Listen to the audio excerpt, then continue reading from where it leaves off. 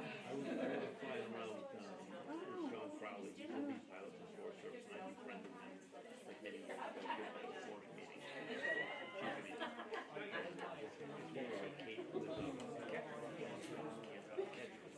So he's always interested in seeing what's going on. So he, when I came to do this, I was still in the early fire department. The way the whole thing ended was, so, he's retired. He's gonna go for a ride. Oh yeah, he'll definitely do it.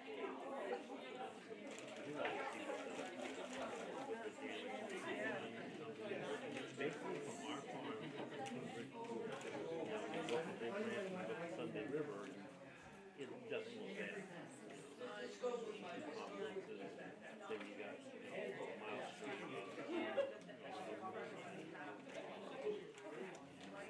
You know.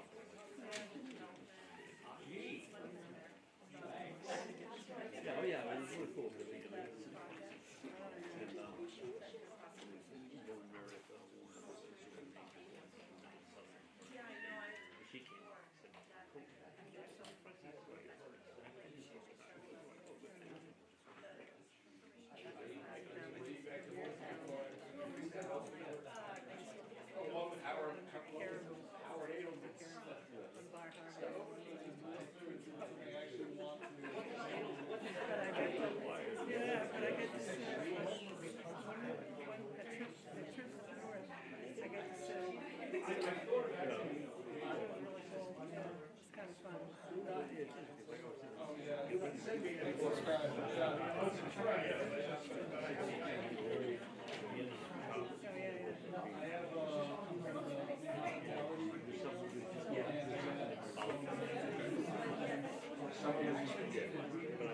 Some of them that you actually have.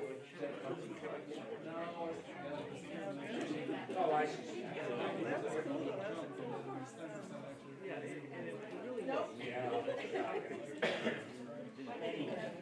So we went up there for the past the farm, and we're up to the Twin Bridges, and we went up into falls, like Sunday ranch, and went up into where the state was cutting up past Abbey Morrison's farm, and around there, and then we flew back, and I showed them all the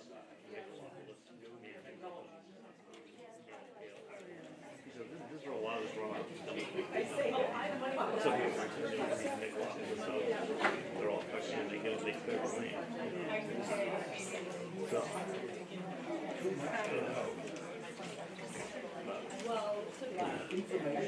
yeah, I don't know.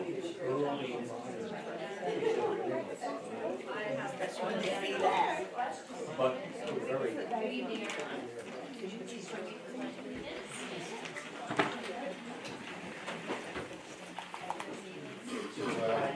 United States of America, and to the republic which stands, one nation, under God, indivisible, with liberty and justice for all.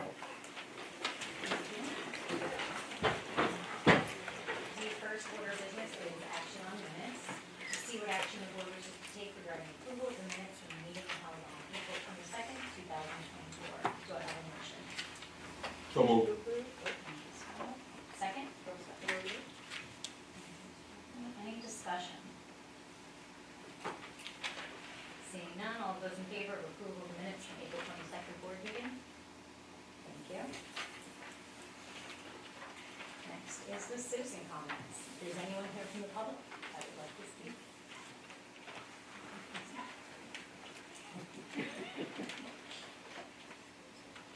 I'm Quinn Coolidge. I'm a resident of Bethel. Hello, I'm Kendall Bouchard. I'm a resident of Newry. And I'm Katie Nystrom. I'm a resident of Bethel. We are all part of the 8th grade public relations class. On April 25th, our public relations class invited 3rd graders from Woodstock Elementary School and CPS to come to Telstar, and we did a workshop with them having to do with getting ourselves free. We did it all morning from 8 to 11. To start the day up, we talked to them about zones of regulations, including the red, yellow, blue, and green zones. Then we led them through 6 rotations where we taught small group strategies for getting green.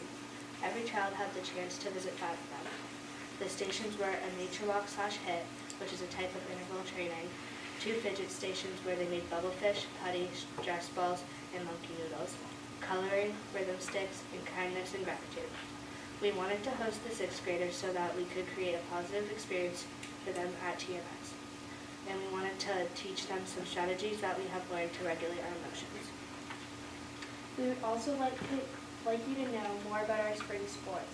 Currently, TMS has 3 spring sports up and running: track, softball, and baseball. We've seen a huge increase in participation in sports this season compared to other years. Our 6th graders are trying something new, as well as more 7th and 8th graders are sticking with it. We think it is a really positive thing because it makes our team stronger, we have subs, kids won't get injured as much, and it makes us more competitive.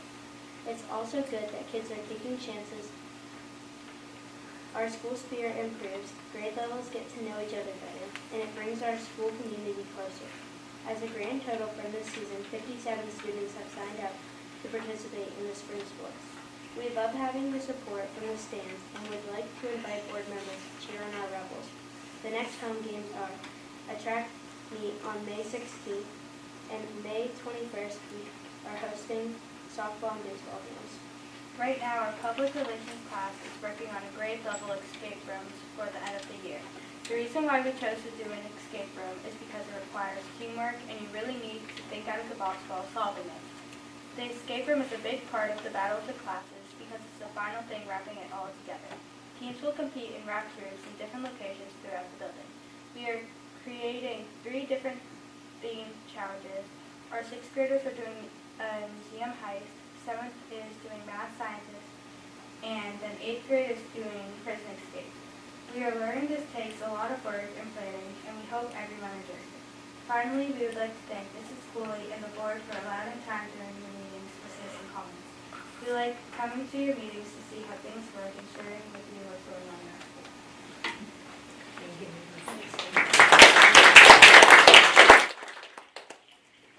Is there anyone else here from the public that would like to speak this evening? Moving on to board member comments. Are there any board members that would like to speak? Scott? What's an escape room? Kids mentioned escape room. What the hell is that? It's a room you need to escape, right? They Yeah, have different yeah. Let them explain. puzzles, right? Go ahead, Do you bring mind them up. explaining it, ladies?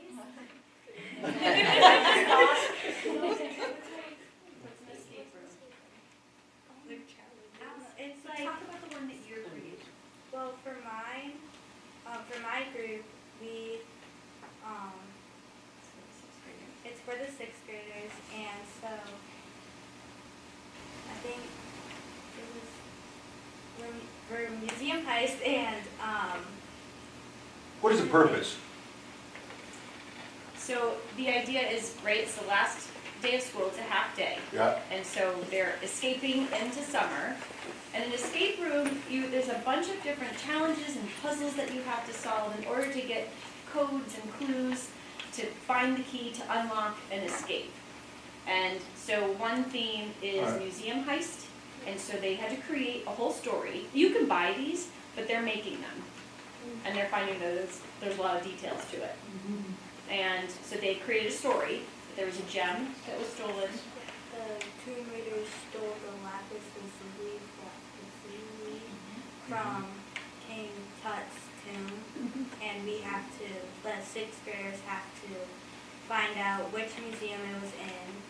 Then they have to find out a way to get in the museum. They have to find a way to make money, so they are able to get into, I can't remember what the desert was called. I get the gist of it. Yeah, the Valley of the Kings. So you gotta go to the escape room, look like your last rite of passage or something, like that? It's a fun challenge. Yes. Yeah. I get it. Yep. And Thank you so very much. 6th grade studies ancient civilizations, so they'll have to pull from what they learned throughout the year to help solve some of those. Appreciate that, thank you all. Any other board member comments? Happy Teacher Appreciation Week, all of our wonderful teachers. And I'm not entirely sure if this is the right moment to say this because I know it does come with the agenda, but it's not meant to sway anybody either way. I just, as an observation, have been really impressed with the whole, how the students have kind of gone this whole route of they didn't agree with a particular policy. They brought it to their teachers and administrators who then advocated for them, bringing it to the policy committee. I can tell you as a high school mom, it's actually brought a lot of great discussion to our house this week, which if you have a high school boy, that's, don't get a lot of those. So it's been delightful. And not even just one way or the other, just a lot of really good thought-provoking conversation. And hearing also that the teachers and the administrators are having those conversations with the student, where the students are, they're engaging. And I was thinking, for Teacher Appreciation Day, I was thinking, what, as a mom, not even as a school board member, but like as a mom, my hope is that they have a great relationship with their teachers, and clearly they do, or they wouldn't feel comfortable or confident going to their teachers with something like this and their administrators, and then to feel the support from them. I'm just super like overwhelmed and like thrilled at the whole process. So I thought that was such a cool thing to witness. I mean, I know we have great teachers because, you know, Hunter's had been very blessed with all of his teachers, but it's just really cool to see it on a bigger level, you know? Stephanie, are you going to address our last meeting? Yes, sir. Would, no. And you are welcome to pop in. No, as long as you're going to it. Any other board member comments? Moving on to the chairman's report. Just a reminder that the SAD44 public budget hearing will be held Wednesday, May 29th, here in Telstar at the auditorium. The 2024-25 SAD44 general fund and adult ed budgets will be presented that evening. The proposed budgets and a few warrant articles will need to be validated that evening in order to be included on the June 11th referendum. If any board members are unable to attend the hearing, please let me or Mark know. And don't forget to vote on Tuesday, June 11th for the proposed budgets and school board candidates. That concludes the chairman's report. Upcoming committee and board meetings. The next SAD44 board meeting will be held Monday, June 17th at 6:30 here in the Telstar Library. The SAD44 board meeting and public budget hearing will be held Wednesday, May 29th, as mentioned, here in the auditorium. At what hour? 6:30. 6:30. Oh, Thank you. The Education Committee does not have any more meetings scheduled for this school year, and will reconvene in the fall when we have reconfigured subcommittees. The Finance and Negotiations Committee will meet Tuesday, May 21st at 5:30 in the superintendent's office. Facilities and Personnel will meet Monday, May 13th at 5:15 in Telstar Conference Room 131.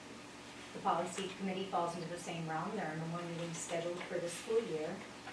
And the Region 9 Cooperative Board will meet Wednesday, June 5th at 6 p.m. at Region 9 School of Applied Technology. Moving on to committee reports for the Education Committee. Yes, so we met last Thursday, and we did something different. We went on a field trip. We thought at the last meeting of the year that was important. It's important for the Education Committee, I think, from time to time, get out to the field and kind of see. I think it's important for board members, period, but certainly for the Education Committee, to get out and really see and, you know, smell the classrooms and really remember it, what it's like. So we took a trip to the wonderful world of 8th grade science with Mr. Hedden. Anybody who knows him or has had a kid go through 8th grade science knows he just loves what he does. He's so excited about his approach, which is very hands-on. It's like as soon as the classroom work is done, we're immediately doing the practical application. We're building rockets, we're launching them, we're building cars, we're racing them to learn about velocity and motion. And I think that really engages the kids a lot, and that was really cool to see. Also in his room, he's got this maker space where currently I think 3D printers, a laser cutter, and a 3D printed rocket launcher with a brand new battery pack and portable compressor to launch rockets out into the field, which he's super psyched about. And that is all thanks to the Perloff Family Foundation, which is amazing. It's a nonprofit that helps rural schools kind of get these opportunities. So it was really cool just to be in a classroom and see a teacher that is really just that committed and that excited about what he does and getting the kids engaged. Also, there's a Science Expo on May 30th from 4 to 6, which is basically a science fair that he's also very excited to get going again. Thank you, Stephanie. For facilities and personnel? Sounds even visual success. Thank you. And for finance committee, Meredith is not here. Lauren? Finance committee has nothing new of significance to report. And for the policy committee, Dave is not here, but Dustin will report. Yeah, so at our last meeting, we talked about the 4 first reading policies that we'll go over tonight on the agenda. So those were BHC board communications with staff, updated based on the main school management recommendations and some legislative updates. The next one was the DKC expense authorization reimbursement. So we added a bullet clarifying that personal expenses are not reimbursable. IMGB with therapy animals, this was a new policy added at the request of Beth Clark. And then the last one is the JICA dress code. And these changes about the rules and wearing hats was based on Telstar Student Council request. The staff and admins are okay with this. And it's now in line with neighboring districts. So that's what we talked about.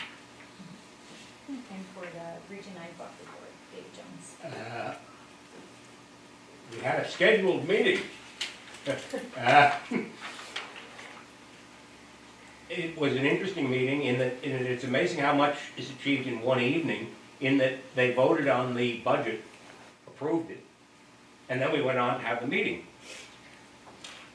The budget was approved by small numbers of persons who appeared unanimously, and was then unanimously agreed to. The new activities involving building the culinary thing are underway, but it's not quite clear exactly what's happening yet. But the welding facility is already about to be built, assuming that the sinkhole isn't too deep. Region 9 continues to have the problem of being in Mexico at a time when there are bigger problems still remaining from floods than the school has. An example is the sinkhole question. It's a serious one. Nobody wants to start building and then have to start digging again. On the other hand, compared to people who still don't have roofs over their head, that's not a very big problem. I would say it's all being handled extremely well, extremely skillfully. I'm just impressed with being there. They're doing a good job. They inducted another 19 young people into the National Honor Society, which is really impressive. I mean, the days when we thought of the Tech as the place you sent the people who weren't good enough are long over. Now it's the people who want to do that sort of thing, and will do it very successfully. And clearly that's what they're doing. Next question. What's the nature of the sinkhole? Oh, sorry. Actually, that should be plural. Sinkholes. Yeah. Everything flooded, of course. The difficulty is that they are now building the new building adjacent to one of the sinkholes. And How big is it, David? Do you know the diameter roughly? Just curious, I don't want to. Big enough to be an embarrassment, but I don't know how big. The problem... It may indicate worse problem. The problem, well, fortunately, it's not as bad as they thought. At one point, the remark of the consultants was that there's a sewer line under there, and at which point, everybody just about fainted. And then they clarified and said, no, it's a stormwater line. And everybody, that's not good, but it's much better. One of the results is that the company that explores pipes has been employed to go through, because it would be a shame to fill in the sinkhole and then discover that you had to dig it all up again. It's that kind of technical. It's challenging, yeah. It's a technically challenging problem. It's like honeycomb. They would appear to have consulted the right people. They'll fix it. That's Thank you. as much as I know. Heard about that. That's as much as I know. Appreciate that, thank you. One of the front parking lots costs about 4 feet by 5 feet. And that's not the only one they're worried about, yeah. Thank you. Moving on to the superintendent's report and correspondence. Good evening, everybody. We have a lot of things to report tonight. We've been busy in the district with lots of interviews and appointments and hirings. So we have a few appointments to, the first one is scheduled the appointment, Woodstock softball, Coach Erica Fujimaki.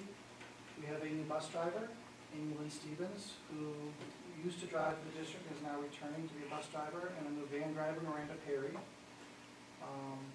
We have a couple of appointments for the 24-25 school year. A new ed tech in special ed at Woodstock, Allison Harris, ed tech 3. We have some transfers. Pamela Tobin, special ed resource room, is transferring to an ed tech 3 RN position at Crescent Park next year. Michelle Danielson is going from Crescent Park Kindergarten to Crescent Park Grade 5. Heidi Boland is going from Crescent Park Grade 3 to Crescent Park Kindergarten. Amy Lilly is going from TMS Grade 7 ELA to Grade 2 at Woodstock. Kathleen LaPointe is going from Grade 4 CPS to Grade 7 ELA at TMS. And Selena Cintron, who is an Ed Tech 2 in special ed, is going to be an Ed Tech 3 in the pre-K classroom at Crescent Park next year. We have a few resignations. First one, effective June 13th, is Katie Gingras, who's a CPS secretary part-time. Other resignations effective June 30th. We have Michelle Bouchard, Ed Tech 3 in special ed at the middle school. Sarah Card, CPS grade 3 teacher. Marissa Henry, Ed Tech 3 special ed at TMS. And Tiffany Jordan, TMS physical education and health teacher. And then I have other agenda items for later on of the probationary teachers. Quick reminder that high school graduation is Friday, June 7th at 7 o'clock here in the Telstar Gymnasium. If you would like to have reserved seating, please contact Mrs. Hanscom or Mr. Elliott in the office, and they will help set you up as board members. You have that option. And then if we have the last round of PTA updates for the year for our representatives. Yeah, I can start off. So Woodstock, actually our next meeting is this week, Wednesday, at the school at 6 o'clock. And we'll be doing some finishing touches for our spring craft fair event, which is Saturday, this Saturday the 11th, from 9 to 3. So we're going to have over 25 crafters and vendors. We'll have Mollyocket Farm and Bakery there serving breakfast and lunch options for sale. We're going to have a cotton candy vendor, and hoping for no rain, we'll have some bounce houses outside. So Remind us of the date again. May 11th, this Saturday. Thank you. So 9 to 3. So hopefully it will be a good turnout and a good event. So if you need to do any last minute Mother's Day shopping, or you just want to bring your mom to shop, I'm sure she'd love it. So yeah, that's really all we have going on right now, besides end of the year stuff. Hi, Kurt. So the Crescent Park PTA is busy planning quite a few events for next year. I think we have at least 3, maybe 4. Yes. 4 now. Just confirmed a 4th one today. We've got puppeteers and snakes and all kinds of great things for the school next year. I won't be there on Snake Day. Tanya's hoping she's not there either. We'll make it through. We also had our first planning meeting today for Field Day. That's shaping up to be a really fun event. The kids love it, so everybody's really excited about that. This morning we started off with Teacher Appreciation Week by doing a breakfast for the staff. And then we have activities all throughout the week, ending with a pizza party on Friday. And then PTA adjacent, just a plug for the fourth graders, they have a plant sale on Friday and Saturday, right? Yes. So Friday and Saturday, the fourth graders are selling hanging baskets for their field trip next year. So I would encourage everybody to get their Mother's Day gifts there and then head over to Woodstock and you will be all stocked up with everything that you need. We also, at our last meeting, elected officers, and Stephanie is going to be our vice president for next year, and then Liz Kendall, sorry, that was really close. I almost called her Rosenberg, that's what I did. Is going to be our secretary again for next year, so. And we will save a spot for Nicole. Yes. Sure. You're welcome. But in all seriousness, we are really looking forward to heading into next year. We did some planning for next year. Really would love to increase our membership and attendance, so doing a lot of hand holding, forcing people into the things. Because it's fun and the kids, it's all good stuff, so. The Telstar PTA report will be really short because we meet tomorrow, so there's really nothing new to report since the last time. Teacher appreciation, they have planned some dessert snacks and stuff for the faculty meeting that's coming up on Wednesday this week. Other than that, new news will be decided on tomorrow night. Thank you. And that concludes my report. Moving on, we don't have any old business to take care of, and new business. We do have a proposed adjustment to the agenda. We would like to move agenda item number 15, the first reading of policy JICA student dress, first, to allow for the people of the audience in attendance to hear the discussion. Do I have a motion? Thank you, Leslie. And a second? Second. First, Stephanie. Any discussion on moving that agenda item? Seeing none, all of those in favor of moving agenda item 15 to first? Thank you.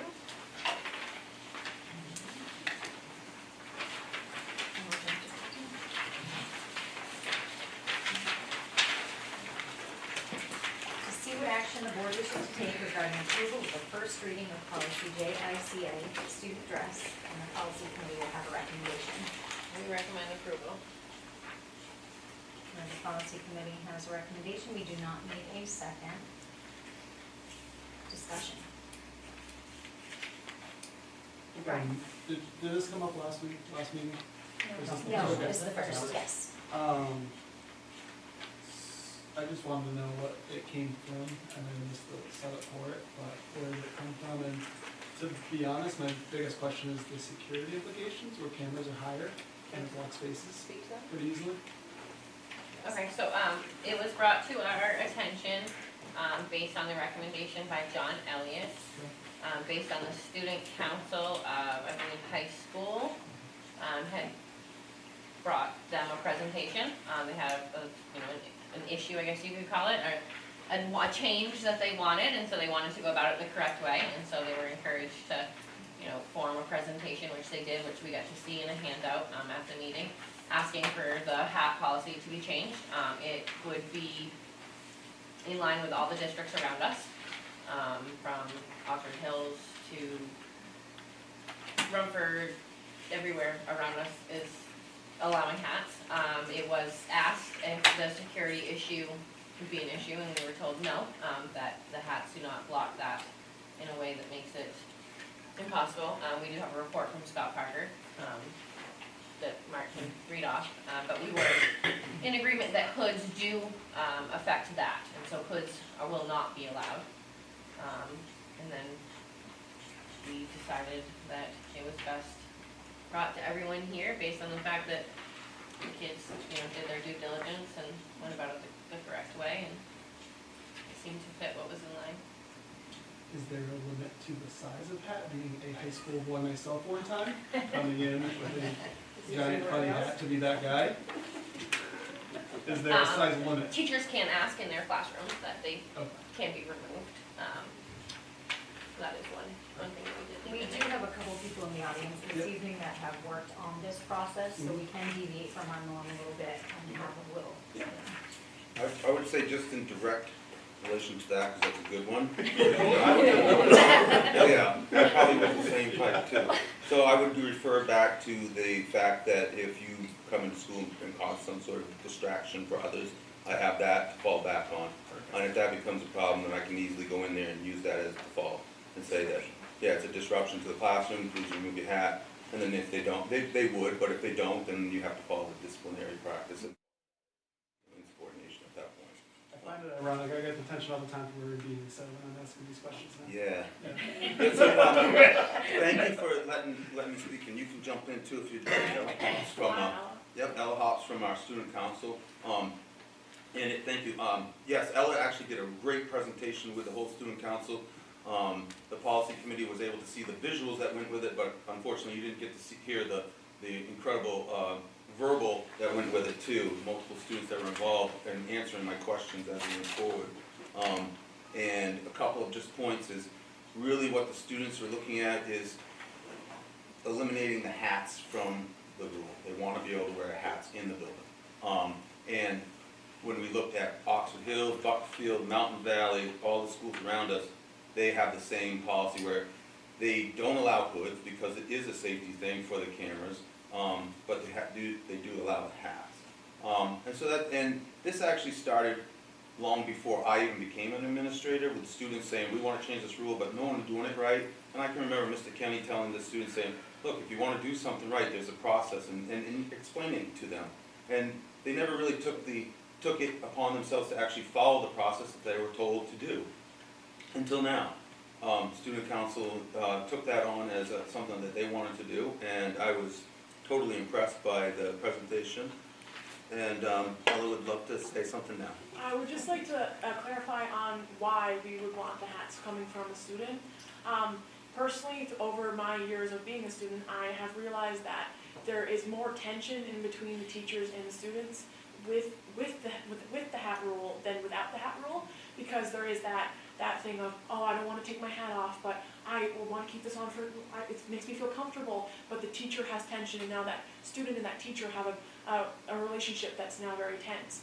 And it also it creates a lot more stress on the students, and also it creates more of not as a welcoming environment as it should. And I feel that seeing that it's not a problem in other schools, and seeing that other school districts are able to do that and still have better relationships with their teachers and their students, I personally thought that it was time for a change, and that's why I brought it to student council.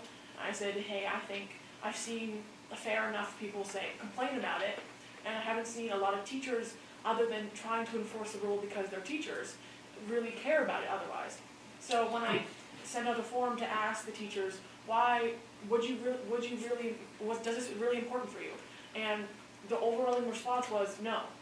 And so I personally feel that for the teachers that it is an overwhelming response of, this isn't very important to me. They can still have that choice because it is still their classroom, but I feel that it would just be make the Telstar and other school districts, not school districts, but other schools in this district, a lot more welcoming of a place. And it still is a privilege, not a right. So in that case where if the hats become a distraction, like wearing a big hat, then the teacher still has all of the right to completely say that is a distraction. And if the kids misuse it, I understand that is a problem on our part, and we had the opportunity to have that choice of wearing a hat, and we misused it. So thank you for your time.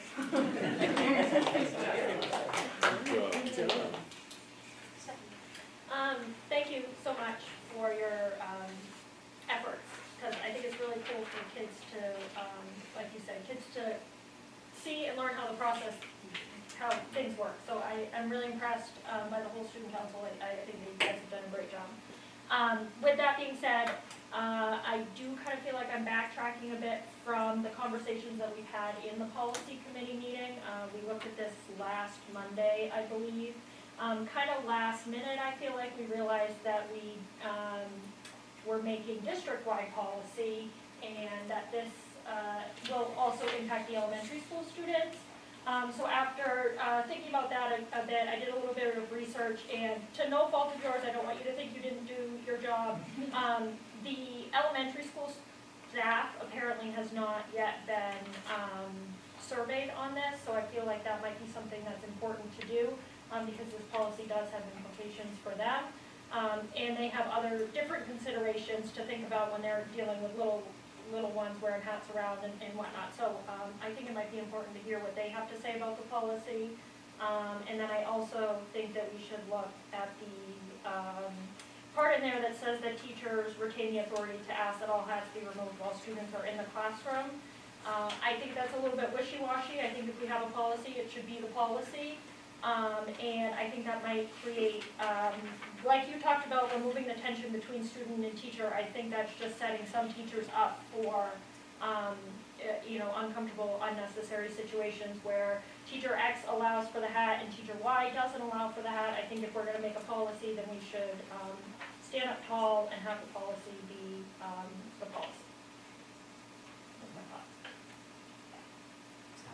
thought. I got a few, but I'll go back and forth with David.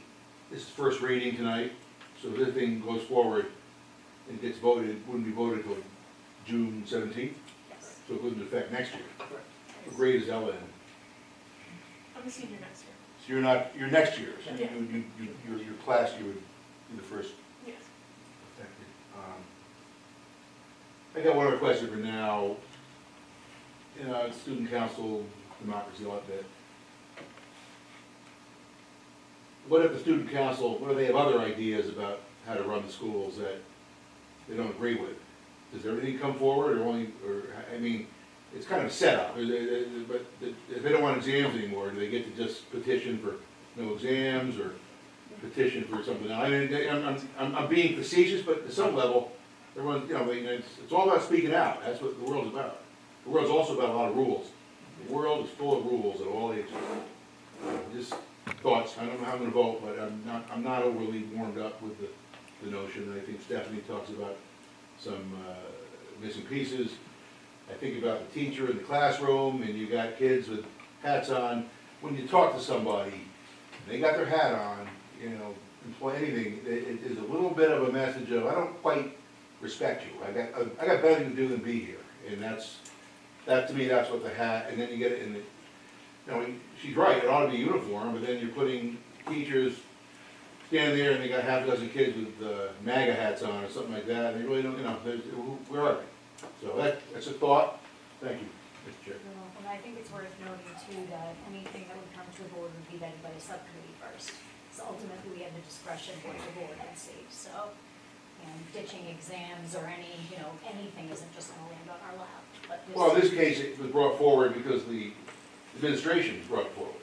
That's what Mr. Elliott just said. the student council had gone through the formal process to So- a subcommittee. But if they come up with something that isn't quite so cute or so, easy, does it still come here, or what's the criteria to get here? If it pertained to policy, if the policy committee deemed that it should go to the board, then it would.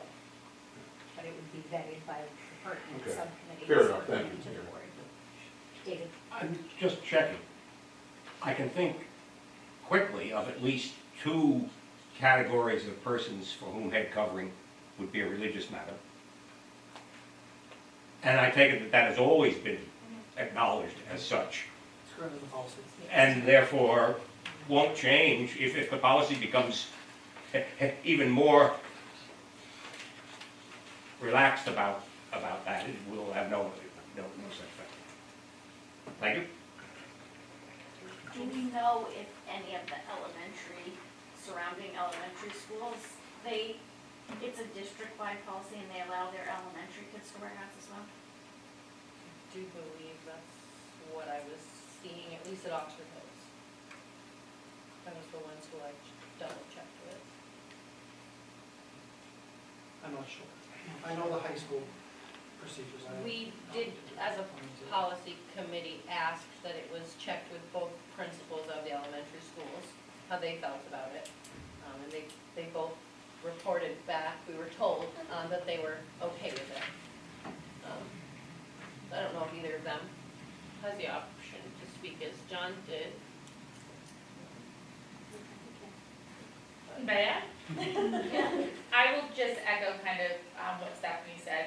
My two pieces of feedback for you is one, that our staff has not had, any input in this, and I love that you guys did that, but I couldn't tell you right now how our staff would feel, and I feel like I would like them to have that opportunity. And also, I do worry about the last line of up to the teacher, because that does, where it might not necessarily create tension between student and staff, it could create staff to staff tension. You know, this staff member allows it, this one doesn't, and what does that do for our culture and community in our building? So those were my two pieces of feedback. I don't know if that made that to the policy committee or not. Thank you. And that was speaking. I have something to say on that. On both elementary school part, I personally, when I brought it to student council, I never thought of elementary school. I was purely focused on actually just THS. I was never focused on even TMS until we decided as student council we're going to send a form out to the entirety of the staff at TMS and THS. So yes, I definitely agree with that. It should be sent to elementary school staff because it definitely is. It needs to be. It's a different environment completely. I also want to say something about the last line that I said about how the teacher makes the choice. That was purely kind of talked about in the students. That wasn't really brought to anything else, and it was kind of just, honestly, I was a little nervous right there, so I was rambling, so that is honestly just like that was just like a student thing, because we don't obviously know the perspectives of how the policy would work and how the actual implications of it would work. So that was purely just a little side piece. So honestly, if we were not strong, is what we're saying, what I'm trying to say here. So if that comes out to be the policy, that it has to be either no hats or all hats, we are perfectly good. We really appreciate your time, honestly. Clarification, Brian? Is there a way to separate it from TNS, DHS, and elementary school in the committee's reading of it? So I think there's a certain level of teaching kids why there's no hats and doing that. And I made a joke that I wore a beanie, like, I get the teenage angst thing. I was not, you have things that help comfort you. And I had a beanie, I wore it, I get it. So, but I don't think at an elementary level that they have that level of anxiety that they're going through yet to fall back on tools like that, where you can teach them why you don't wear hats, and then as they get older. I think it should be broken out and not even presented at the elementary level, my personal opinion. So a couple different things. Children definitely do have anxiety at a young level. My kindergartner currently wears his hat most days until recently, after being talked about with, rules and how we should follow rules. As far as the respect thing goes, I think that personally it's 2024, and that to think that a piece of clothing or apparel means that you don't respect somebody is just a silly, outdated notion. So I did some research on that and found that it actually comes from the times of the knights when they would take their helmets off out of respect so that they could be identified. I don't think any of our children are struggling being identified because they have on a ball cap or a beanie. Other than that, I had a question kind of for you, Erin, as a policy committee. Remind me if I'm wrong, but we could slightly alter the text and still pass it with a first reading, or pass the first reading and alter the text slightly still before the second reading. That would still allow it to go into motion for next year. I feel like if we, let's all realize that if we table this tonight and we just shut it down right now and bring it back up, we're not gonna have time, the policy committee's not meeting again this year, to allow the students that have worked hard to get the opportunity, such as Ella, to finish off her senior year, with this policy possibly moving into place. I do agree that the teachers retaining the authority to ask, so everybody got the packet, it's on the back page. In the last sentence, we altered that teachers retain the authority to ask that all hats be removed while students are in the classroom. I too brought that up at the policy committee, that I didn't feel like that was fair. But we decided to pass it through to kind of give everyone here the discussion opportunity, knowing I feel like that we could change it slightly if needed. I feel like that was our discussion. It can be amended here tonight. Yep. Yes. So, I am all for, if everyone else is on the policy committee, taking out that part and understanding that, this is really in what Ella said, to try to allow that constant, take your hat off, take your hat off, take your hat off. I mean, I feel like we've all experienced that in school and what that does to the mindset. As far as the elementary schools, Woodstock has many students that would like to keep their hats on during the day, for many different reasons, from the anxiety to some of them might not get 2 showers often as they'd like, and they'd like to cover their greasy hair. I just don't think it's fair to think that elementary school kids aren't also dealing with real life problems in 2024. I do think it's fair to poll the teachers, which I feel like we would have time to do in between, and we could shut it down at that level, if needed. But I feel like we should at least give the opportunity to pass it through tonight. Let's just. So many things to say. I'll start with, I do think that if it's possible, it should be separated, not because I don't think that the elementary students should be able to wear the hats, but just for the sake of moving things forward, and then allowing for the teachers at those levels to be able to speak on that subject. Different environments, so I don't know what that looks like. I will speak a little bit to the respect thing. I think it's all of our goal that our children are kind and they show respect with their actions, but I really don't care, as long as you're being kind and talking respectfully to me, whether or not you have a hat on, doesn't really affect anything. I will say, I felt it was really disrespectful of you to call it a cute. I think Noted. that is disrespectful to all the work that they have put in. No disrespect, but this is an adult board, it's an adult meeting. We got lectured about the First Amendment a few months ago. It's called, yeah, sure, that's fine. Thanks. So I feel like saying that to the kids, in front of the kids, is basically saying your opinion doesn't matter. I mean, yes, this is an adult meeting, they're going to be the adults in a very short time, a year, Ella, 1 year. So they will be taking over our positions at some point, hopefully.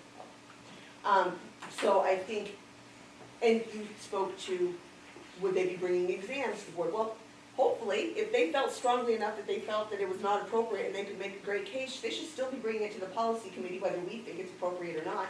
That's what this meeting is for. So to disparage them and to make them feel that that isn't appropriate and kind of push down their forward thinking and uniqueness, I feel like that is defeating the whole purpose of why we're here.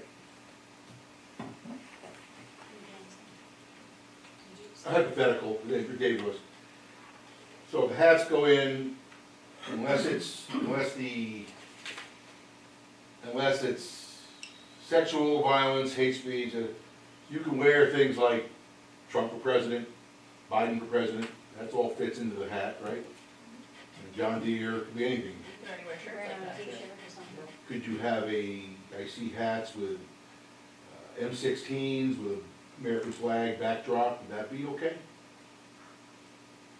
You have certain things in your policy of what isn't. I'm looking for something where it would fit the M16. I've seen them around, they're floating around. It Around does back say pickup creates truck. a hostile environment by it. That's decided by. No, I mean, it's subjective, but it's there. I guess my comment is, I think we're opening the door up a place we shouldn't look. No disrespect to anybody here, but I'll remind, we get First Amendment here too. Ella, glad you're here, I really am. And, I don't know where your teammates are, they ought to be here with you. That's a little lesson, so. But I think it's a door we ought not open, but if it's open, let's get it amended so it's tolerable. Have we heard from the union, Mr. King, teachers union, about this? Other than the middle school, high school staff was whole, no. So we don't have apparently they're aware, but it's not matured to a grievance yet. They did not object to it, no. They knew this was coming forward, and if you like, I do have Scott Parker's email, I did reach out to him as was requested, just to see what his thoughts were on the safety and security piece. And he says, I do not see any safety concerns associated with students wearing hats during the school day. At the time, we were talking Telstar Middle School and High School, so that's what his reference is. If we were in a city environment where we had to deal with gangs, I might feel differently, but we aren't. And Scott, that was the response I got. Can you copy that? I will send an email, it's an email I will share with the board. Yeah, it's jury ought to be giving us testimony here, thank you. So, I called him and asked him to send an email, if I explained the situation, is asked if he would send me an email for tonight, so. He was not able to attend, so he sent an email instead. I would not ordinarily bring up personal experience, but 20 years ago, essentially I dealt with the problem by never calling upon anybody who was wearing a hat in the classroom. I am aware that that was 20 years ago. I think the people here who have said that, welcome to 2024, welcome to the 2020s, welcome to the post-COVID era, whatever the hell it is, yeah. Hats no longer have anything significant to do with respect, or indeed, I think, with self-respect. Except for those of us, you know, who still take them off when we hear the bell tolling in front of the church, but that was a long time ago. And today is today. I think this is a rational approach, and of course, with my position regarding freedom of speech, including my nada about the First Amendment, I'm not, though I'm sure we should poll the elementary staff, faculty, I'm not clear that there should be any eventual distinction about our regulations. Either we permit things or we don't. Either these are expressions that are within the scope of what we allow to be expressed in this country, or not. I don't know that age has much to do with it. I agree with you. I think if we start to separate out our policy based on grade level, we're going to get into a slippery slope of rewriting 3 different policy books, and it's going to be a lot. I would propose removing the part about teachers retaining authority. If we were to poll the staff at the elementary school between the first and second reading, if they had any changes, could we make changes at that time? And then would it go to a third reading, or would we vote? You could make an amendment to the motion to strike the wording at the end and have the approval contingent upon the elementary So level's theoretically, we feedback. could poll the elementary school, get their feedback, come back at the next meeting and finish it all up. Yes. And then still give it time to go in effect for next Makes school year. When we get the handbooks be updated, everyone could be on the same page before school starts. Great, we'll agree that slash that last line. Is that- Yes, yes. Okay, from teachers to teachers. I go back to my first point, if you slash that line, then it's open-ended for anything that they can wear. Except for distraction. They still retain that authority And there are for anyone in the Okay. school. It can't disrupt the learning environment. Right. It's a subjective thing though. It So does then- say sexual content violence. No, I mean like oversized, goofy. Oh. You go back to that issue where the teachers don't have that authority to remove it, so. It would go to Apple. Yeah, it just, when we're No. talking about creating that, relieving that tension out of that line, you create a different tension where it's subjective of this is a distraction and this is not. So I just say if we remove that, there should really, I know it's kind of weird to think about it, but dimensional aspects to it where you can box things in. Where, I'm sorry, but kids will be kids. I wasn't that kid. If I can, Go ahead, John. I just wanted to say, because you're talking about subjective decision making. As an administrator for high school, I am involved in a lot of subjective decision making. It's part of my job, it's part of my skill, it's part of what I've been trained for in my education. So I do not see the hats, if it becomes a distraction, a teacher calls the office and says there's a distraction, I or my dean of students will take care of that distraction. It's pretty simple. And it may seem subjective, but it's not. Because if it's a distraction, it's a distraction. And the whole purpose of this to begin with was like, you know, people do wear hats inside the building. I see adults wearing hats inside the building all the time, but yet we're telling our children that they can't. I'm a Gen Xer. I understand the respect thing, taking the hat off. I'm old school. I believe in it too. But right now, I'm trying to enforce a rule that it's like, do I care if you have a hat on? No, because I don't see it as a respect thing. But it's a rule, so I have to tell you to take it off. And that's where Ella goes back to, that's causing a lot of friction between staff and students. Based on just a happening on somebody's head. It seems kind of silly. And I might be missing, I just don't see where it says that he has the authority to do it when you take that line out. Just actually in our general. I have the authority because any distraction to this learning environment is under my authority. I know, I just wanna make sure it's in Yeah, there I somewhere. know, I'm There just is saying, a yeah. ultimate, okay, if we remove teachers, there is an ultimate, that one person can make that call. There's just nothing in here that I can read. Students are expected to wear clothing that does not interfere with the educational process. So I would say that If your hat is blinking or is blocking the view of the board because it's so giant, then you're disrupting the learning. It's got sirens coming out of it. All I wanna make sure, cover your butt. It sounds to me like we've reached the point where, yeah, the appropriate committee can react to what's been said today and give us another version at the next meeting, or at the next appropriate meeting. So can we make an official motion to amend? Do you want to? I would like to make an official motion to amend by removing the last line, teachers retain the authority.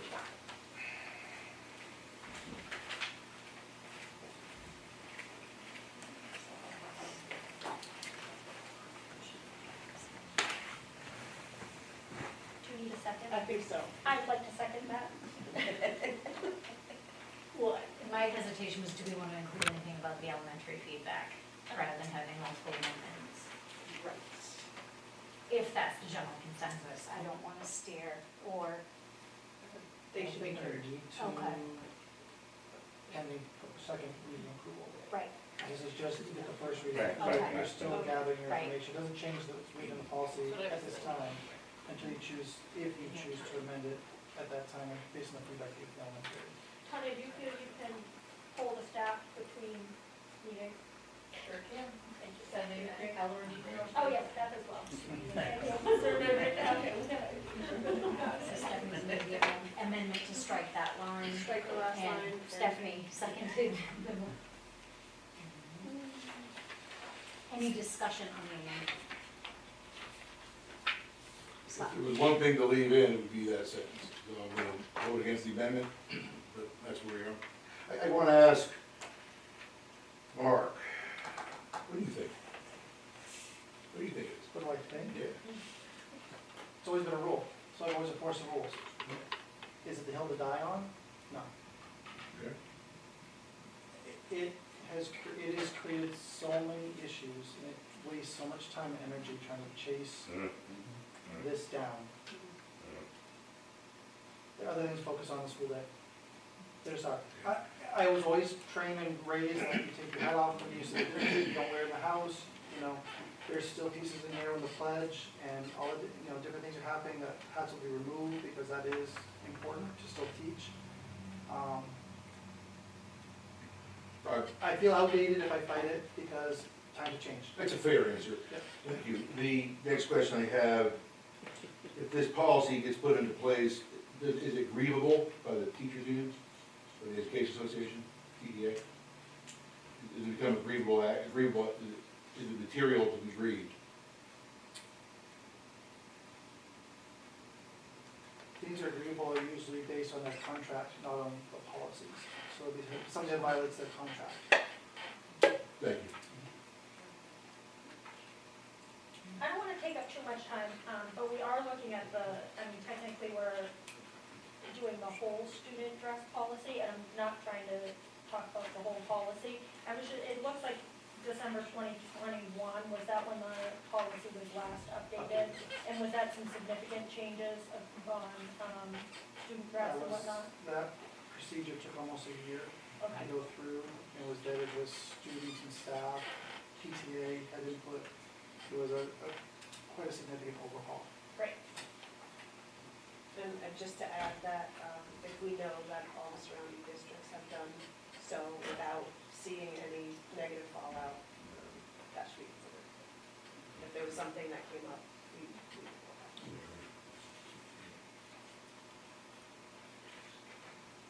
Any further discussion?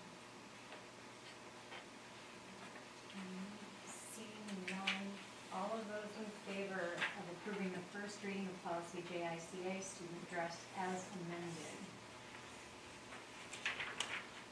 The amendment consisting of the removal of that last line. The last line, Thank you. struck, teachers retain the authority to ask all have to leave while students Oh, in the class okay, or yeah, they'll get it.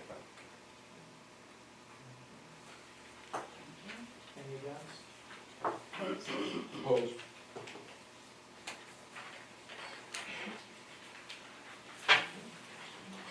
I'm gonna copy that, Mr. Parker's, Yes, No. I will email out in the morning. Motion passes. Moving on. Number 3.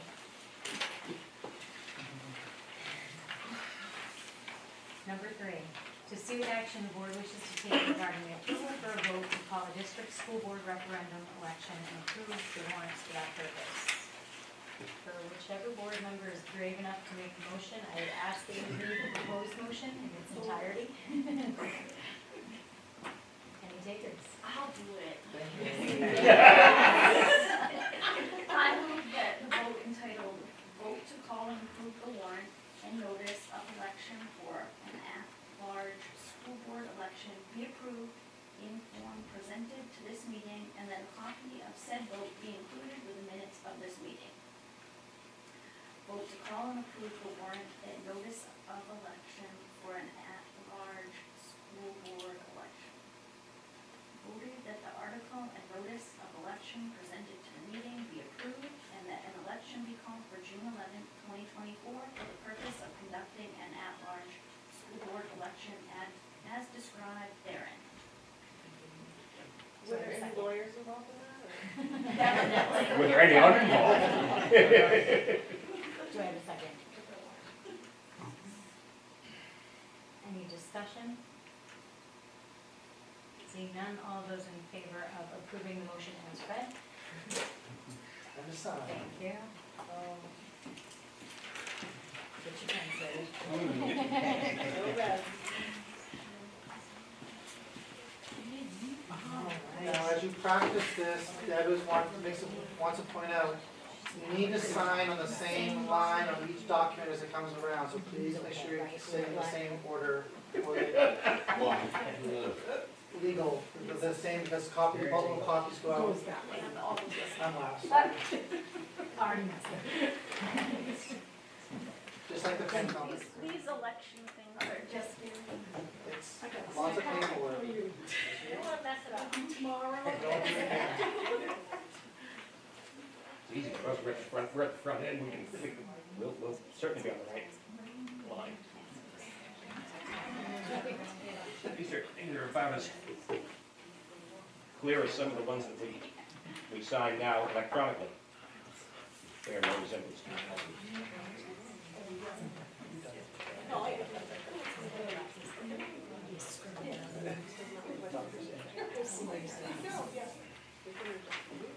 How come Region 9 has achieved so much greater neatness? CTs is a very different process. I'm so lucky. When we get to electronic signatures. Yeah, except that's where it screws up as well.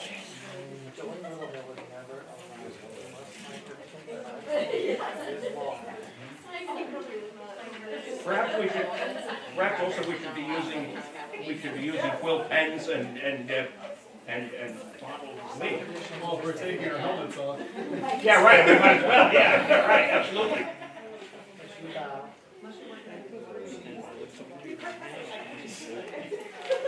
I'm going to my mortgage documents, sign my signature. If I lose the card, If I'm sitting at the table, I can take it off my feet. The complaint of Wheeler's Reserve is. Hey, yeah, we did have Wheelers if you want to talk to her.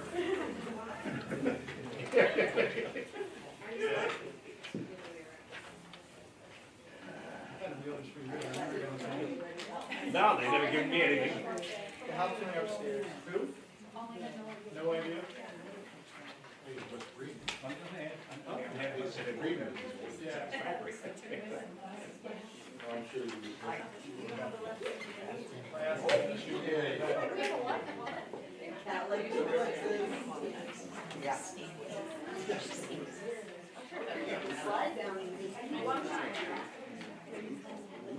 I think we started out illegible, it's getting worse. Almost 10 years, and I still almost go to sleep every single I say that often when you realize you're not saying I think it. that's the real day. reason. My mom will still go to get me a prescription. Yeah, you are. You're good. Your initials on it or something.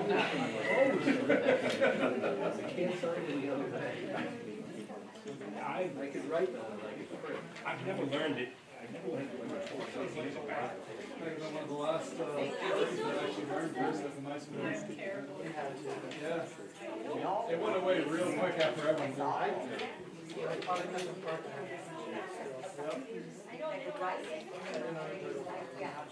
And it's still one useful way. It's really nice though, because I could write the poetry and I understand what I'm Don't believe it'll last. Yeah. They'll learn. You're not gonna learn cursive. That's what I was thinking. Are you still starting them over there? Oh, yeah. Oh, yeah. Somebody's slowing down the process. This is just round one. Oh, it's all ones I won't be able to do. Thank God.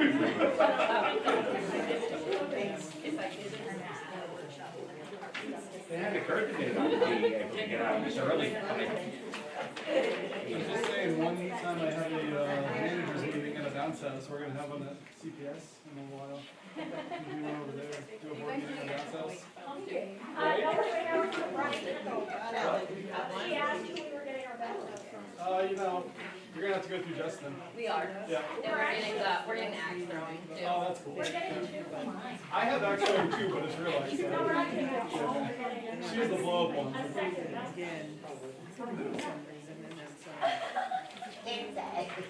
I got a twister. Kyle Marion twice, but she looked like. Isn't that who you got the dunk thing from?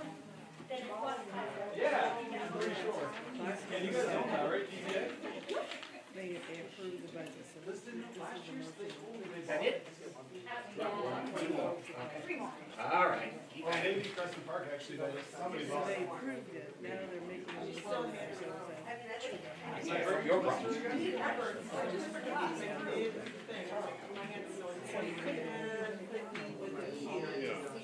We're also getting cotton candy. My father could do this 100 times in a row and hold it exactly the same. Can you just bring the water tank to the board? In the year So we're not using the water board? in the year when it And then from there, we're good? So while this is circulating around, if we guys don't need to Absolutely. Absolutely. This is a mindless exercise. like a number four to see action orders. We'll take Sundays. Sorry, you need to. I knew her business started. I reached out to her. See that, see all? She like makes it on the site for us. First time. I didn't see what that was. Let's address agenda item. While we're signing. Number four, to see what action the board wishes to take regarding approval for a vote to call a district budget referendum, call a public hearing, approve the referendum warrants, and approve the notice of public hearing. Same applies, whoever makes the motion. I move that the vote entitled, vote to call and approve the warrants for the budget meeting and validation referendum and to authorize the notice of amounts adopted be approved and form presented at this meeting, that a copy of said vote be included with the minutes of this meeting. Keep going. Oh, yeah. the That second is the page. motion, that's my motion. No, you gotta read through all of it, there's a.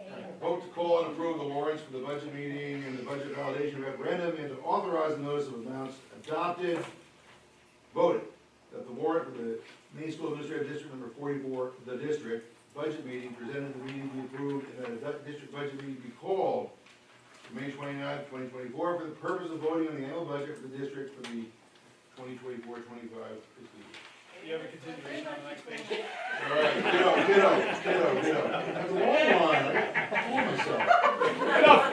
Have a warrant, notice of election, district budget budget validation referendum presented at the meeting be approved, and the district budget validation referendum be called for June 11th, 2024, for the purpose of approving the budget adopted at the district budget meeting for the 2024-25 fiscal year, and considering whether to continue the budget validation referendum process, and that the form of notice of amounts adopted at budget meeting presented at this meeting be approved, and that the superintendent of schools of the district be authorized and directed to complete said notice in accordance with the district budget meeting on May 29th, 2024, and to cause copies of said notice as completed to be delivered to the municipal clerks of each municipality of the district for posting at the polling places for the June 11, 2024 district budget validation referendum.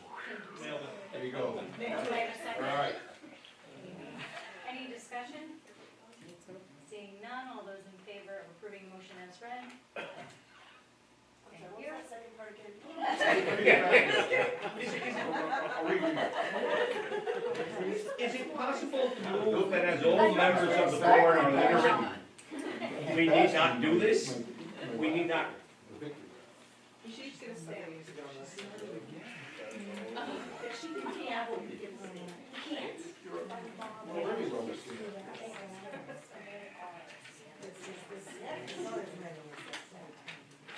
Oh, well.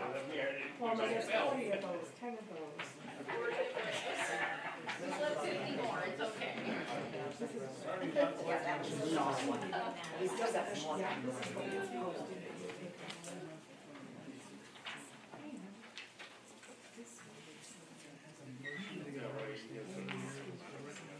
Yeah.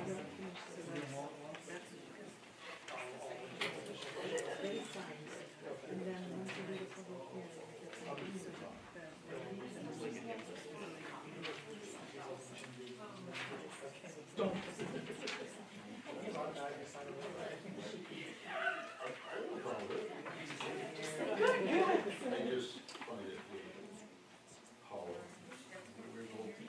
I begin to understand why some of those are working.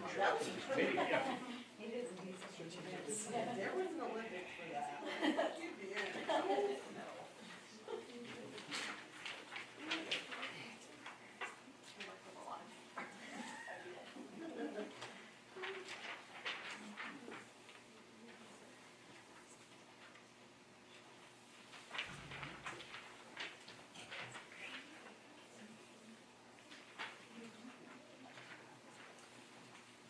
I've never sold as many copies of a book at a launch, so I've never had to sign it.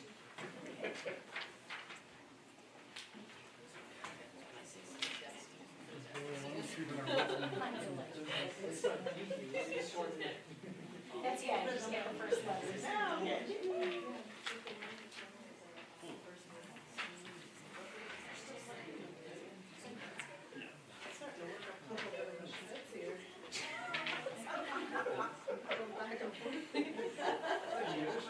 To those of us who are finished, get to go home, while the others still have to. I just thought I'd ask. You gotta get the food down.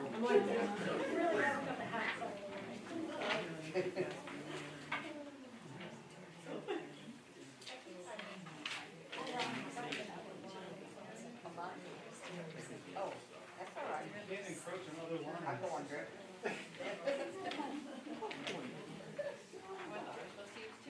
We all begin with that scared. That is like the elementary school way of doing it, right? There's no body line.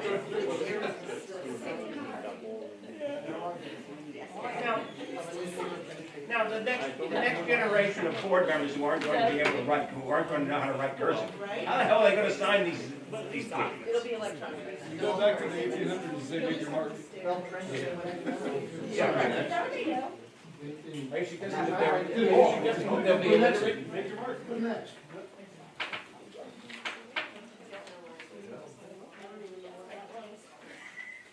That was not even close to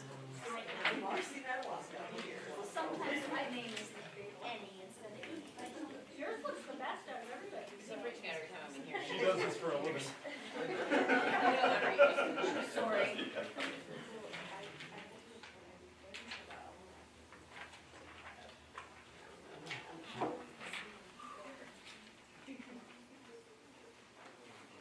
Tell Mary about the pensions. Yeah, she has smaller numbers than previous one. That's the next round. Oh. That's the third one. If you miss this meeting, you have to Mark, go back come through and deliver sign. these on That's what I wanna know. I wanna know whether the Tomorrow, absentees Mark? are gonna be required to fill all these in. Ready to walk tomorrow? No, but we're I think so. Have a quorum thing or 100%? No, I think it's four. Have a quorum thing? forum, I believe, yeah. Oh, then you could have drawn straws. See, Meredith knew it was going to be. I know. These are her first Well, she had her first meeting, actually. Ah. This is nothing. Yeah, This is nothing. Okay. Her and I are, no, that's tomorrow. Her and I kind of drew straws. Okay. And you got the lesser of two evils. We'll go with that. I think she fell on her sword. Like I felt that way until now. There's my face dark, right? See which way you rage. Sign rage? What does it say? It is the time we're done.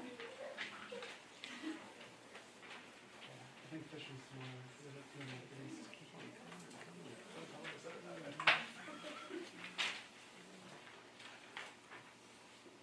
Doing great, folks, doing great.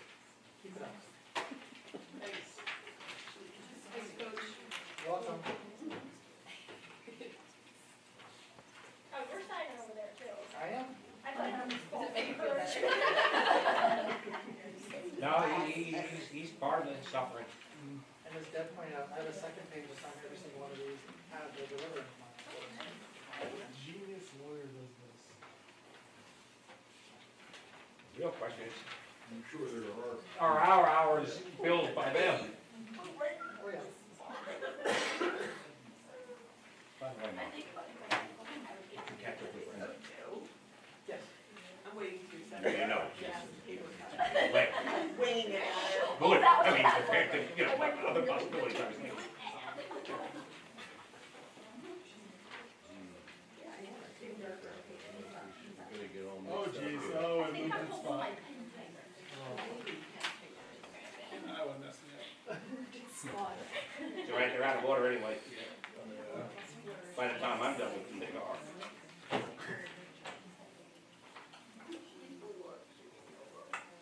But all we're told is to put their name right, on the right line. It's the only rule. That's what I heard. That's the only rule I heard, yep, One rule at agreed, a time, agreed. that's the one. Oh. I don't know. It's the right word. Winston, maybe? I don't know. Rachel? Yeah. it's- What's she signing, what's she I signing? don't know what it was. It starts with W, and we're just going for it, okay? I think we're doing. John Hancock, yeah, big letters, yeah. You won't get the reference of Herbie Hancock. So you got it. Thank you, Mark.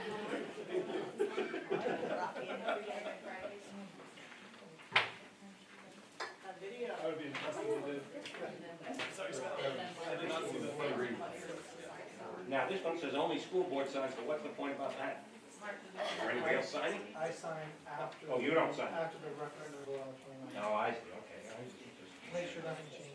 I feel like I'm turning away from this is my left hand. It's weird, like I'm wrapping for. Oh, I wanted to do that. There are a lot of left-handers that are, it's not. Next, next. No, there are. I don't think I noticed that. I I am. produced all of it. So I looked at the film. Meredith's the letter. Next item. Or are we done? There are a few more things. Oh, Just a minute. okay, I'm sorry. Yes, that's the only reason I didn't jump on it before, because I already, Pardon? but we're getting it.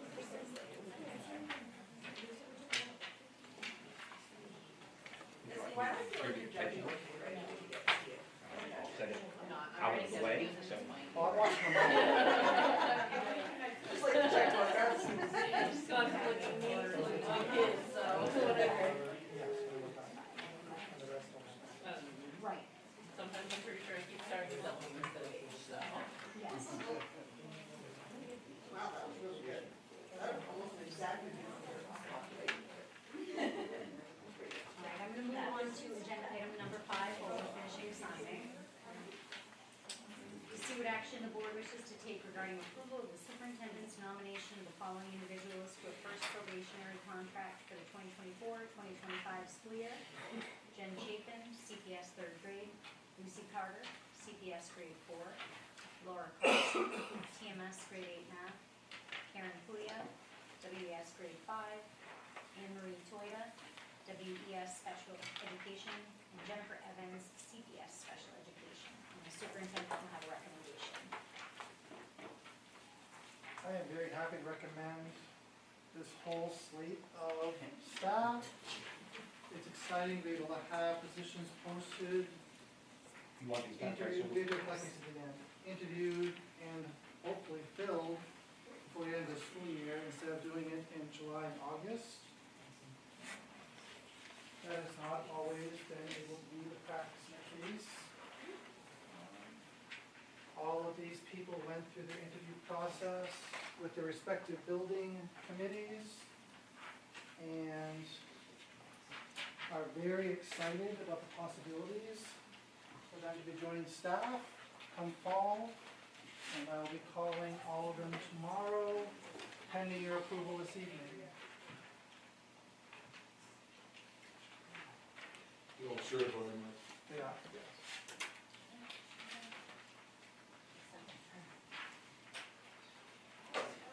Yes, actually, everyone is no conditional. They're fully certified. Certified teachers, yes.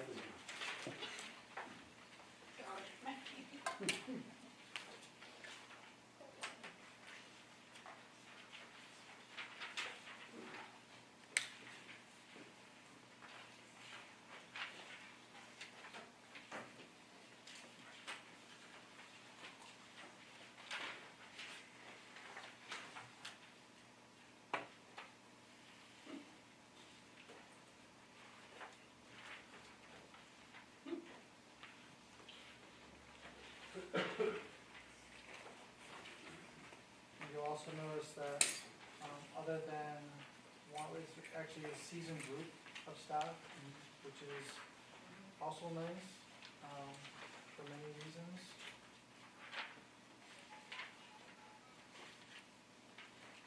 Do I have questions here? Yes, definitely, go ahead. Just for it's my first year in the school board, when do you come out of a first probationary, just because I think a couple people have worked in the school system before, when does that probationary end where you don't have to keep on going back through that process? So, depending on the positions and what they were hired for previously, first year in that position, or in that equivalent position of the contract, it's first probationary, and goes second probationary, and then continuing contract. So if you've had a first and you swap for any reason, you have to go back to another first? Not necessarily, it depends on what you were hired for previously. Okay. We have one example, so I know it's not the process. that's okay. So Lucy Carter Yeah. was an ed tech. This year, she was hired under a one-year contract in a one-year position at the middle school. And then she'll go into a new contract as a third grade teacher, a fourth grade teacher at Crescent Park. Right, that's what I was asking, because it's literally just the same thing for us, so I didn't know when do you And get that's why, out of that. right. Okay. Because of the position she was in. Second. Does this throw any kinks in our budget that we're hiring people with, such experience, because I'm assuming they're at a higher pay rate?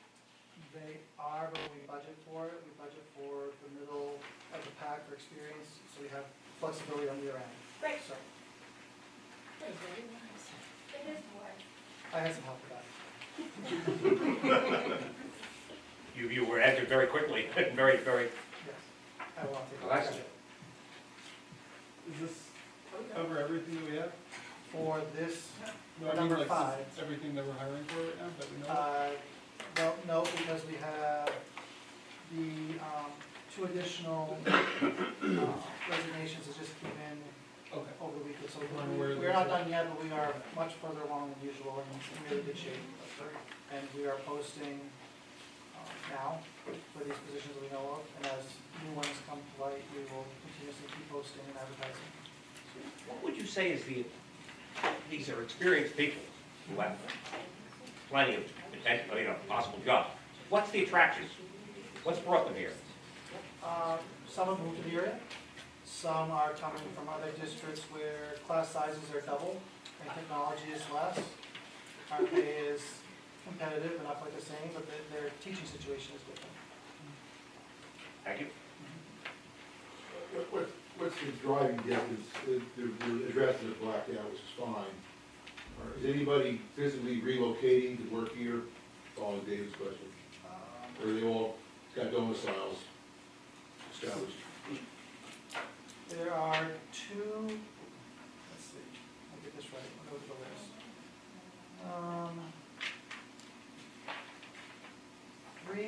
Two currently live in the district already. Actually, 3 live in the district and 2 live in neighboring towns. Thank you. So, close.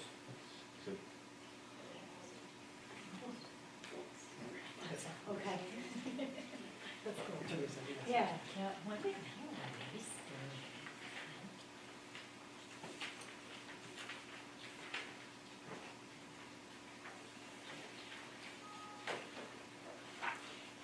Any other discussion or questions on the candidates? Seeing none, all those in favor of approving first probationary contract for, I'm just gonna list off the names, Ben Chapin, Lucy Carter, Laura Carson, Karen Fuya, Anne Marie Toyota, and Jennifer Evans. Thank you.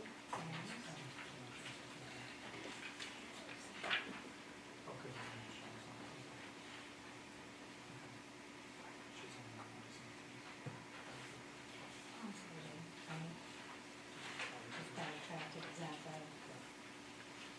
We skipped over the second, where we had a recommendation, I'm not sure that we should, so thank you, Destiny. I'll just cover the bases just to make sure, my fault, thank you. And if you are done with your packets, would you please pass them back to everyone?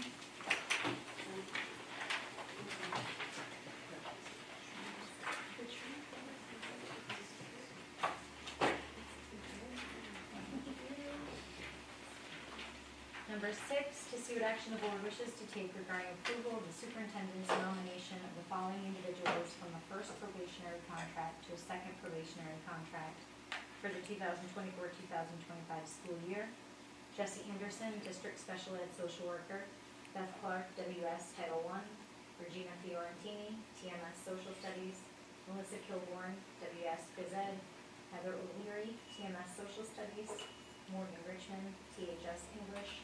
And Denise Straighten, CPS 3K. Superintendent will have a recommendation. I recommend the following staff to move from first probationary contract to second probationary contract. These all came on recommendations from the building administrators following their observations this year. As probationary staff, they get a minimum of 3 observations each year. And all of the administrators have turned in their observation packets and letters of recommendation, and all feel that they are more than worthy to give year 2 contracts to as well.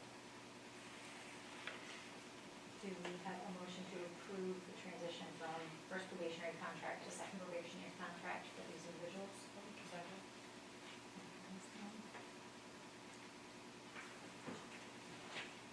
Any discussion?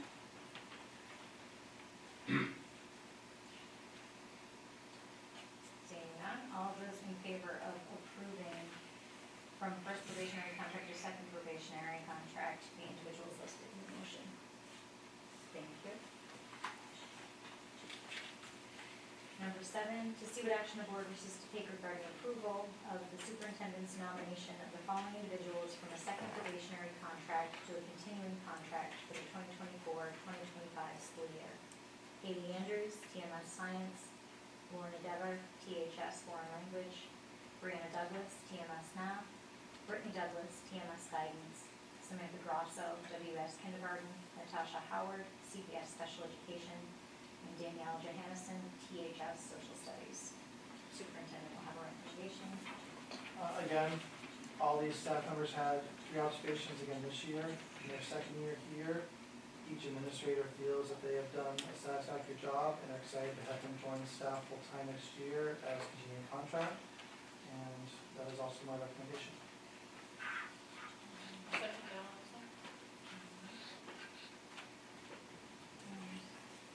Any discussion?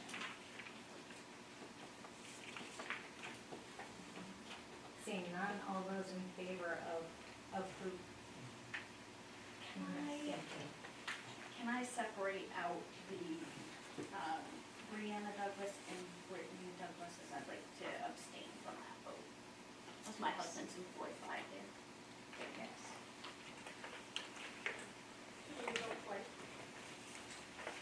We'll look them all twice. Okay, great. I don't want it to be a conflict for them. Yeah. So that being the case, I'm gonna reread the motion, we will receive action the board wishes to take regarding approval of the superintendent's nomination of the following individuals from a second probationary contract to a continuing contract for 24-25 school year. We'll have David Andrews, Lorna Dever, Samantha Grosso, Natasha Howard, and Danielle Johannesson. We have a motion.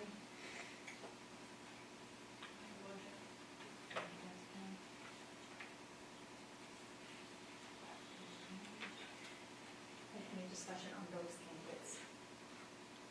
Seeing none, all those in favor of approving? Thank you.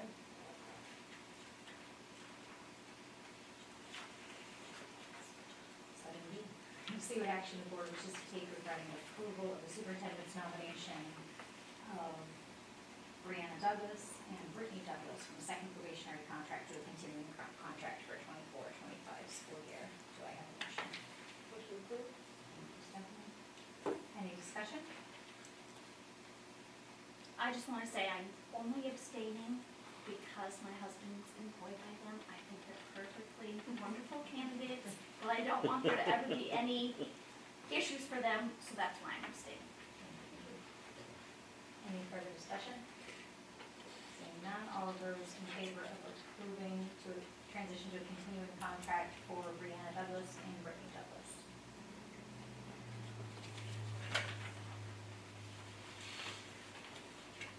Number 8, to see what action the board wishes to take regarding approval of the second reading of policy JKAA, restraint and seclusion. The policy committee will have a recommendation. Recommend approval.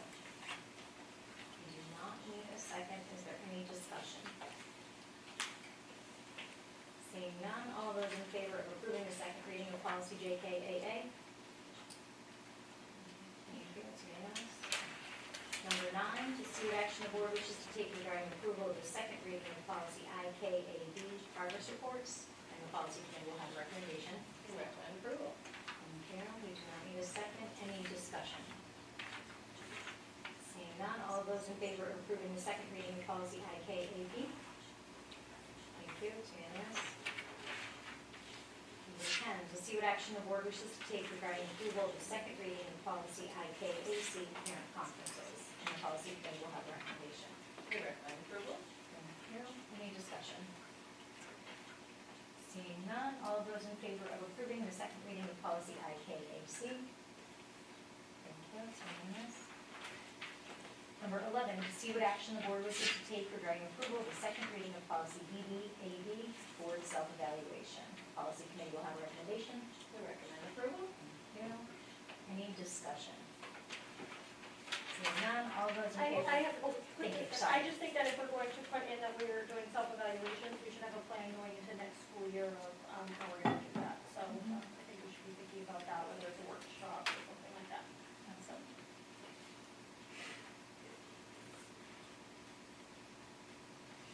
Any further discussion? Seeing none, all those in favor of approving the second reading of policy BBAB? It's unanimous, thank you.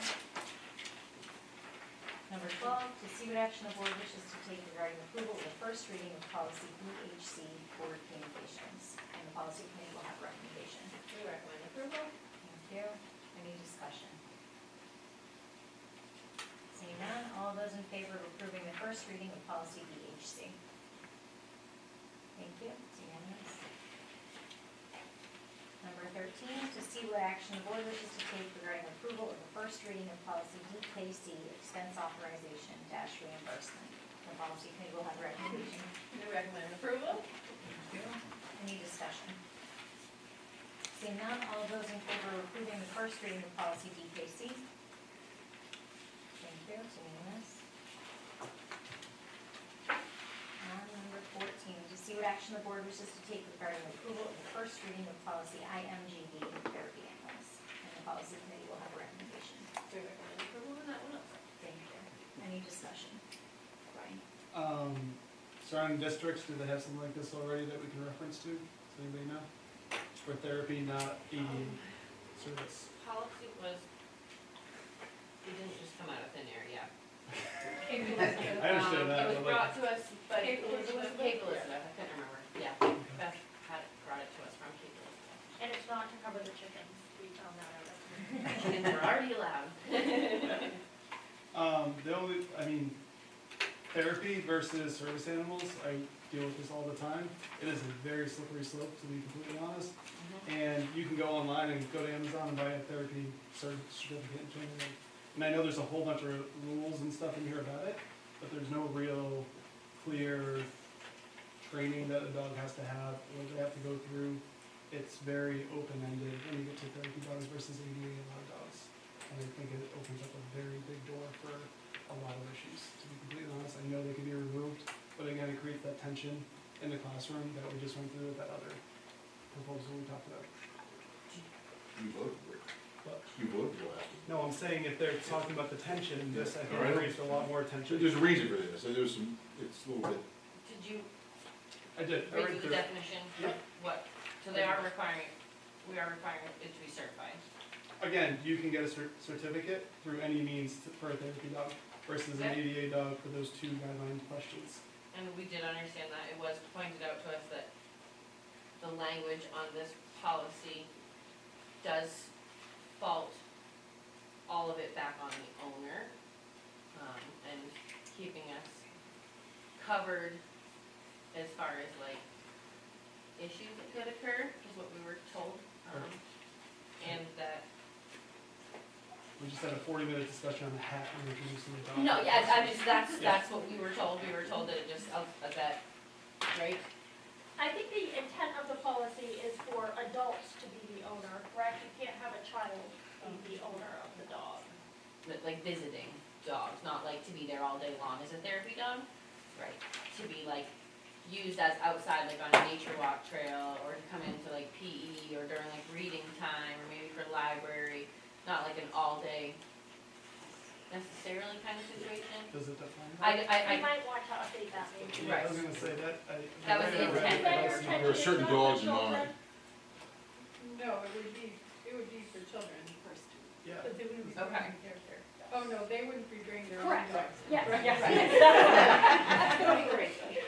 The dog would be with an adult. Yeah. I think that kind of says that in that first paragraph. You could be by teachers or other qualified state personnel contracting services. Oh, yeah.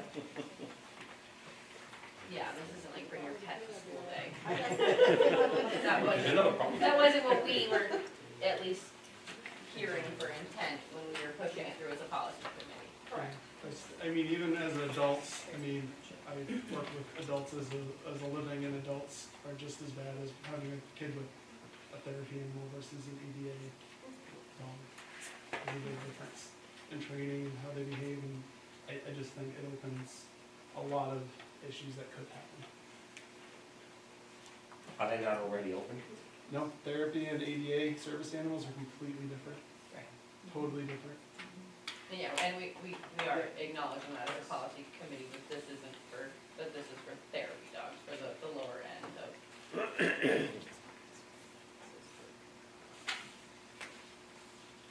Beth, would you feel comfortable speaking to what prompted this? What?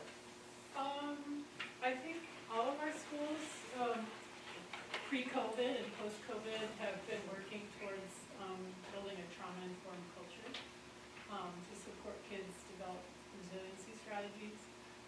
And having a dog who can act as a comfort and support, I mean, there are lots and lots of reasons to have a therapy animal in the school. You know, I've been in education for 30 years, and I've been in schools with dogs. I have to say I've never been in a school with a dog that was actually approved. It was not a board-approved situation. It just happened. But the benefits of having a dog, kids read to dogs. They're having a rough day. They can spend time with the dog. They can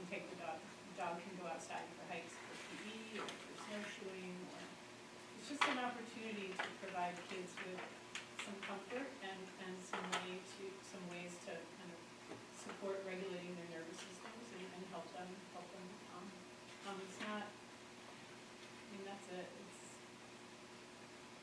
I think beheading animals actually produces endorphins.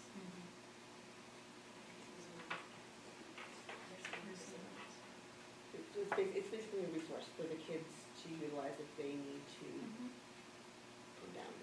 It's agreeing. Yeah. Just another opportunity to provide kids with support. And all of our kids need to practice reading out loud. What better audience than a dog? What about the kids that have anxiety about dogs? Yeah, then I think, we were just talking about that, what if there's a child who's got an allergy to dogs? Right, because Then then you're it would be excluding them for very that. similar to, the whole issue of peanuts, that we have to be really mindful and kids who had allergies wouldn't have access to that, and nor probably would the classroom with the child in it. So, yeah. It does require a request, so it does have to go through both the principal and or the superintendent for approval. So I think that at that point in time, those considerations would be taken into effect, and I think that we can trust that both of our, all of our admins and Mark would know, especially our admins with our small schools, and I'm sure both of our elementary school teachers and our middle and high school teachers know if they have students that, have issues with dogs, that they would be able to. I would support having this if you remove the teacher aspect, because anybody can get a certificate and it just turns into a bring your dog to work day, as long as they behave well. And they have companies that are board certified, people that do this, that will bring their dogs and do a therapy day for kids, hospitals, things like that. I just see it opening up to just kind of, it becomes bring your dog to work. So if you want it for those reasons, you can outsource those companies, sometimes they do grants, but that's my opinion. I think it should be an outside company, not implemented. Keep going, you're good. I'm good now, I'm done. Hypothetical, the dog, a therapy dog sanctioned by the school, if it mauls somebody, we got coverage, right? It's a hard question to answer, but you get questions that don't have good answers, but you get the hard questions. So I guess I maybe check with the carrier. We are requiring that they have insurance. Yeah, but after the kid gets mauled by a German Shepherd, we'll be a defendant. No, we asked Guaranteed. that, but, I mean, obviously that's lawyer I talk, guess but some maybe I don't get know. feedback next We week. were told that this policy, the way that it was written, put all fault and blame and issue back on the owner. That's what we were told. It doesn't mean that it would pass into court of law. I think if we're gonna say we're comparing this to the peanuts, we've made the whole school be peanut free. It's not segregated to classrooms, and then you have kids that want to go see this dog, but somebody else in their classroom is allergic to dogs. So now you've excluded a student who potentially, it could be a good resource, but they don't understand why the other kindergarten class can go, but they can't go. So I think we should consider that we could be potentially excluding. Whereas peanuts, we're totally not free. We don't say, oh, well, this class has it, so this class, we can't allow peanuts. We just, it's a whole school thing. So I think we should consider that in this case. Any further discussion? All of those in favor of approving the first reading policy IMGB therapy animals? First reading, you said. Yes.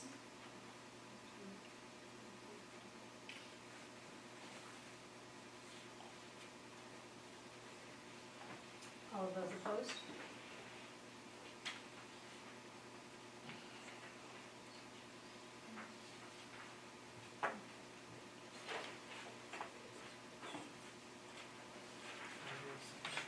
The motion passes.